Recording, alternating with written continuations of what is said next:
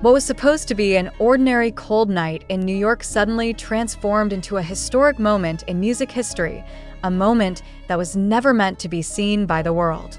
In a quiet part of Brooklyn, far away from the flashing cameras of paparazzi and official media networks, two silhouettes appeared under a dim rooftop light.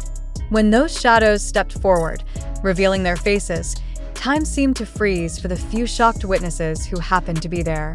Jungkook and Jimin of BTS, two global superstars who had just completed their military service, were standing on a rooftop stage in the middle of the night, microphones in hand, as if they had been waiting for this moment for years. There was no announcement, no warning, no press release, no official schedule. Yet everything about this scene was deliberate. The stage was too professional for a casual rehearsal. The audio setup was too polished for a spontaneous performance. Something powerful was happening, something secret, something emotional. But almost immediately after the first fan-recorded videos hit social media, HYBE moved fast to erase all traces of it, leaving fans confused and outraged. What were they hiding and why? The story began at exactly 12:43 a.m. local time, when a TikTok user unknowingly recorded history. She had been walking across a quiet street in Brooklyn after leaving a small cafe that was closing for the night. The wind was sharp and the streets nearly empty until she heard a voice. A voice she had heard before somewhere online, powerful and unmistakably familiar. She paused and listened again. The sound was clear despite coming from above. When she raised her phone and zoomed toward a rooftop stage, her heart and hands began to shake uncontrollably because she recognized the voice instantly. It was Jungkook, the golden magne of BTS, the man whose voice dominated global charts with hits like 7, Standing Next to You, and 3D. But what was he doing here, singing on a dark rooftop in Brooklyn? Before she could fully process the scene, another voice joined, the voice of Jimin. Sweet, emotional, haunting. The same voice that turned like crazy into a Billboard phenomenon and secured his legacy as one of the most influential vocalists in K-pop history. The sight of them together stunned her so deeply that her words in the video were barely coherent. She whispered, no way, this can't be real," as her camera shook. She had just captured the beginning of the most mysterious and controversial performance of 2025. Within minutes, ARMY detected the location. Some claimed it was staged near the East River. Others said the rooftop belonged to a private art studio. Fans in New York began sprinting through the streets in search of the building. Uber drivers were suddenly bombarded with pickup requests, and within 30 minutes, crowds began forming below the rooftop. But Jungkook and Jimin didn't seem bothered. They didn't hide.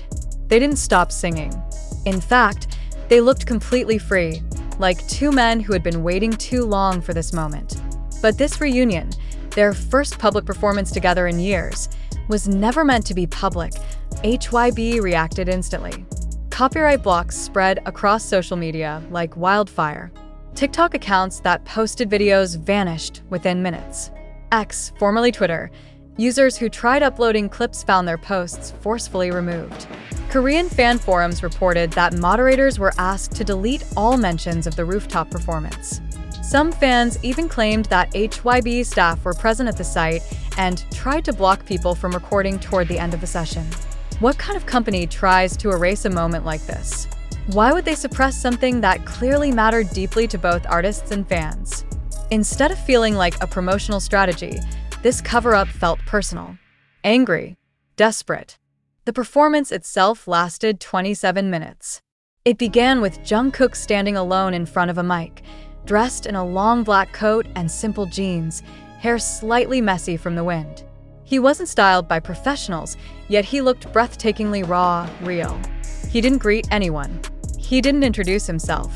He simply began singing.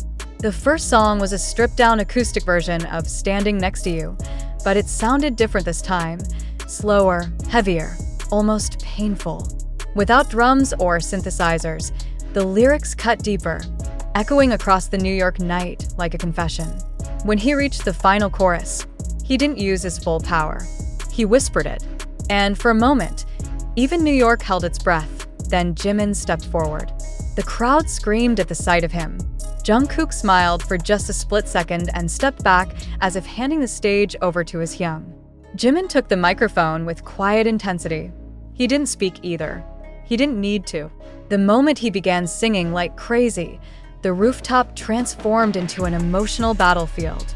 His voice trembled slightly, not from weakness, but from sincerity. He sounded like a man who had lived through something, someone who had faced the weight of time, pressure, and separation. When he hit the high note near the end, Jungkook instinctively looked at him with admiration that words could never explain. It wasn't just a performance. It was a reunion of souls. But what happened next was what sent the entire fandom spiraling into shock. Jungkook and Jimin returned together for a final song. A song no one had ever heard before. It was clearly unreleased, mysterious, haunting, poetic. The melody was soft yet dark, the kind of composition that stays in your chest long after the music stops. Their harmonies blended so perfectly that fans began crying even though no one knew what the lyrics meant. The chorus seemed to repeat a single emotional message about finding each other again after being lost, about holding on through distance and silence, about loyalty that survives time. Fans who were close to the stage said it sounded like a message to the other BTS members, maybe even to ARMY. The lyrics reportedly mentioned 7 shadows, 7 roads, and 7 hearts still beating as one. When the song ended, Jungkook and Jimin didn't bow. They didn't wave to the fans. They stood together, silent, staring at the night sky as if they were making a promise. And then the lights went out. The rooftop emptied. They disappeared, but the storm had just begun. HYBE cover-up, leaked insider reports, and what really happened behind the scenes will continue next. The city did not sleep after that performance. By the time dawn began to crawl above the skyline, New York was already alive with questions it could not answer. News outlets hadn't caught the story yet, but the internet had already begun to pulse with its electricity. ARMY across every continent woke up to one shocking phrase repeated over and over on social media: Jungkook and Jimin are together in New York. At first, many thought it was another fabricated rumor designed to bait engagement. But for those who managed to see the rooftop videos before they disappeared, it was already too late to dismiss. This was real. It happened. And something about the way it happened, hidden, emotional, raw, felt bigger than a simple performance. The mystery surrounding the midnight show only deepened when people began questioning why the videos suddenly vanished. Fans tried re-uploading them using reversed audio, cropped frames, and altered lighting to evade copyright detection, but even those were taken down. Threads discussing the event were removed from forums. Fan pages reported receiving quiet warnings. Something was wrong, and fans could feel it. This wasn't normal damage control. This was suppression. The more HYBE tried to bury the footage, the louder the suspicion grew. Why would a company that owes its global power to BTS attempt to hide a rare moment that brought so much emotion to fans? What about this performance was so threatening?